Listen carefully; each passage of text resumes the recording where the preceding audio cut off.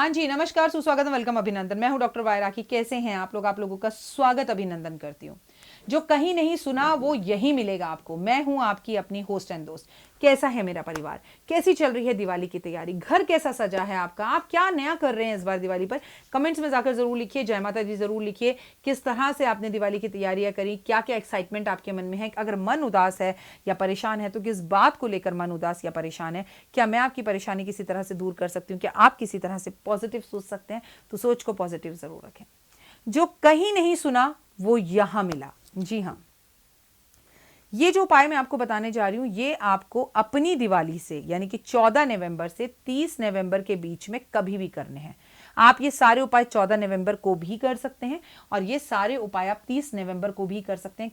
क्या है राखी जी 30 नवंबर को? तो 30 नवंबर को है देव दिवाली। और अगर आपके पास 14 नवंबर को टाइम नहीं है, 30 नवंबर को टाइम नहीं है, तो कार्तिक के इस पावन महीने में कभी भी ये उपाय कर सकते हैं। इसका पूरा फल आपको मिलेगा।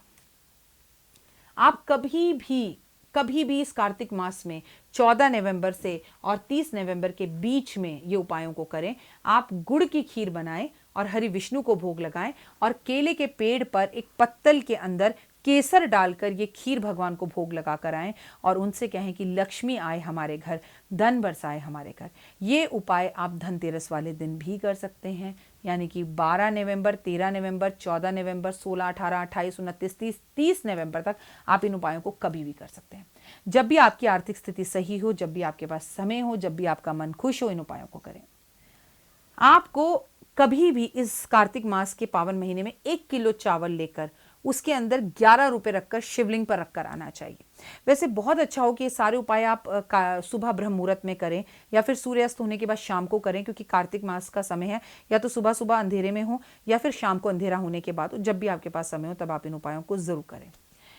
आपको 1 किलो चावल उसमें 11 रुपए डालकर शिवलिंग पर अर्पण कर कर आने, खासकर उन लोगों के लिए जिनका व्यापार नहीं चल रहा, जिनके पास नौकरी नहीं है, जिनकी तकलीफें बढ़ती जा रही हैं, जिन्हें कोई रास्ता दिखाई नहीं दे रहा। पीपल के पेड़ पर आपको केसर की एक छोटी सी डब्बी अर्पण कर कर आनी है और सिर्फ इतना बोलना है। वैसे ये उपाय आप जब भी करें ना, कोशिश करें कि शनिवार वाले दिन करें, क्योंकि उस दिन लक्ष्मी और विष्णु का वास होता है उसमें। तो आपको ये बोलना है कि प्रभु, बहुत गरीबी और दरिद्रता देख ली, आज केसर का तिलक तुम्हें लगाकर जा रहा हूँ। आपको केसर खोलना नहीं है, केसर की डब्बी पीपल के पेड़ पर रखकर आ जाइए कि मेरे रास्ते खोलो और मेरे घर आओ और लक्ष्मी और विष्णु मेरे घर में स्थिर रूप से रहो। एक छोटा सा उपाय कभी भी कर लीजिए आप।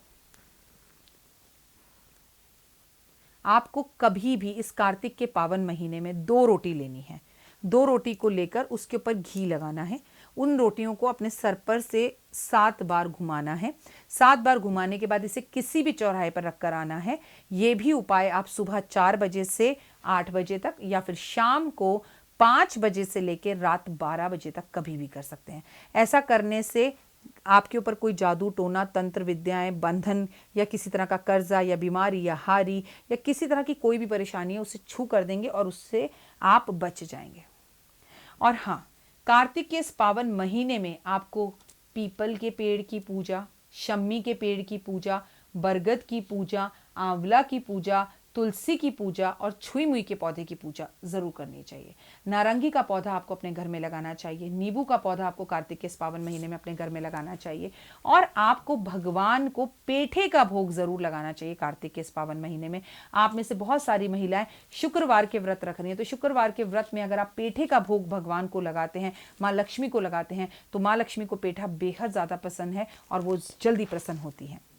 केले के पेड़ पर जब आप घी का दिया जलाएं पूरे कार्तिक में, अगर आप जला सके तो बहुत अच्छा, क्योंकि विष्णु की आप पूजा कर रहे हैं। नहीं तो कम से कम थर्सडे वाले दिन तो ज़रूर जलाएं और उनको आप इनवाइट करें कि हे भगवान, कार्तिक का पावन महीना चल रहा है, हरि विष्णु तुम्हारा दिन चल रहा है। इस दीपक को जलाने की खास दिन आपको बता देती हूँ।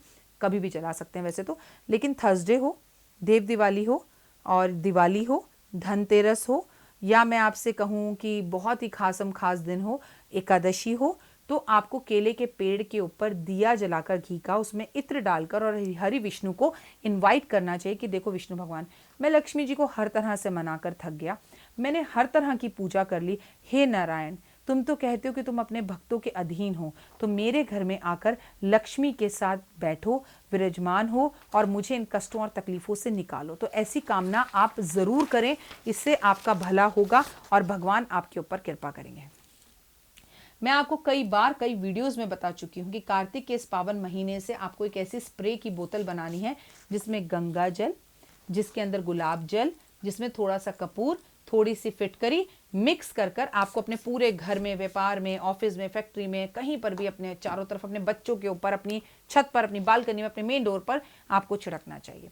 तो ये उपाय आप कंटिन्यू करते रहें, इवन ऑफिस और फैक्ट्री, इवन गाड़ी में भी जरूर कीजिए और चुपचाप करें महिलाएं, बहुत अच्छा रहेगा। घर में लक्ष्मी जी के सामने 2 काली कौड़ी रख लीजिए। काली कौड़ी इतनी बड़ी आती है, थोड़ी महंगी भी होती है। काली कौड़ी रखकर उसके आगे घी का दिया जलाएं। पूरे के पूरे जो शुक्रवार के आप व्रत रख रहे हैं, जितने आप रख चुके हैं, जितने व्रत बचे हैं उतने व्रतों के आमने सामने रखें। जब आपके शुक्रवार के व्रत पूरे हो जाएं, और ऑब्वियसली वो तो कार्तिक मास के बाद ही पूरे होंगे, तो आप इन कौड़ियों को लेकर अपने पतिदेव के पर्स में या अपने पतिदेव की तिजोरी में या आपके पतिदेव जहां पैसे रखते हैं वहां, या उनकी फैक्ट्री में या उनके ऑफिस के गल्ले में, कहीं पर भी रख दीजिए जहां उनका धन जुड़ता है। कभी भी धन उस जगह से खाली नहीं होगा और बहुत ज्यादा धन बरसेगा। कार्तिक के इस पावन महीने में दिवाली की रात या पूरे कार्तिक के महीने में कभी भी देव दिवाली की रात या एकादशी की रात या धनतेरस की रात या मैं कहूं प्रदोष की रात आपको लक्ष्मी जी का हवन करना चाहिए, पंडित को बुलाना चाहिए और रात्रि में भोजन वगैरह कर कर आराम से बैठकर तसल्ली से लक्ष्मी के मंत्रों का जाप करें, लक्ष्मी सूक्त का पाठ करें, कनकधारा स्रोत का पाठ करें और लक्ष्मी हवन करें से लक्ष्मी बेहद ज्यादा खुश होती है। अपराजकता की बेल अगर अभी तक आपने अपने घर में नहीं लगाई है तो अपराजकता की बेल कार्तिक के इस पावन महीने में जरूर लगाएं। बेल को ना ऊपर जाने का रास्ता दें। साथ में एक बात याद रखिएगा, अपराजिकता की बेल को नीली भी कहा जाता है, अपराजिकता की बेल को शनि की बेल भी कहा जाता है। इस पे नीले और सफेद रंग के फूल होते हैं, वो बेहद ज्यादा पसंद होते हैं, बेहद ज्यादा पसंद होते हैं शनिदेव को। और ऐसा करने से कहते हैं ना, अपराजिकता, कहीं पर भी आपकी पराजय नहीं होगी बल्कि आपकी जीत होनी शुरू हो जाएगी। और सबसे महत्वपूर्ण बात, दिवाली की रात को, चाहे वो देव दिवाली हो, चाहे वो एकादशी हो, चाहे वो अमावस हो और चाहे वो प्रदोष हो और चाहे वो धनतेरस हो और चाहे वो नरक चतुर्दशी हो, आपको शम्मी के पेड़ की छाया में थोड़ी देर जरूर बैठना है। शम्मी के पेड़ के पास बैठकर अपने मन की बातें उससे कहनी है। अगर शम्मी मुरझा जाता है या वो खत्म हो जाता है, मर जाता है, तो नेगेटिविटी बहुत सारी थी जो उस बेचारे पेड़ ने आपकी सारी बुराइयां ले ली, लेकिन वो खिलकर और बड़ा हो जाता है तो समझिए कि आपको हरि विष्णु ने आशीर्वाद दे दिया कि जा बेटा जा, तेरे सभी काम और रास्तों को मैं जल्द खोल रहा हूं। आपको वीडियो कैसी लगी जरूर कमेंट्स में जाकर बताइएगा। 5 मिनट स्टोरीज चैनल अगर अभी तक आपने डॉक्टर वाई राखी का सब्सक्राइब नहीं किया, लाइक नहीं किया, शेयर नहीं किया तो उसे जरूर कीजिए।